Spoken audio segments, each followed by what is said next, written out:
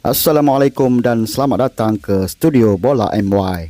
Menjelang pertemuan separuh akhir ASEAN Hyundai Cup 2026 antara Malaysia dan Vietnam, kalau kita lihat ranking FIFA terkini Vietnam, mereka lebih jauh di atas Malaysia. Vietnam kini berada di tangga ke-99 dunia dengan 1227.20 mata.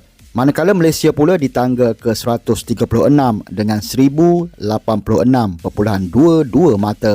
Vietnam sebelum ini berjaya muncul juara kumpulan A ASEAN Hyundai Cup 2026 dengan 10 mata. Singapura pula berada di tempat kedua dengan 8 mata. Malaysia menamatkan saingan kumpulan B di tempat kedua dengan 9 mata di belakang Thailand yang muncul juara kumpulan. Kalau kita tengok rekod semasa, Vietnam juga masih belum kalah dalam 5 perlawanan terakhir mereka.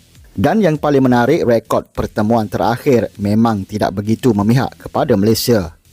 Malaysia tewas dalam 5 pertemuan terakhir dengan Vietnam, termasuk kekalahan 3-1 dalam aksi kelayakan Piala Asia di Namdeh pada 31 Mac lalu.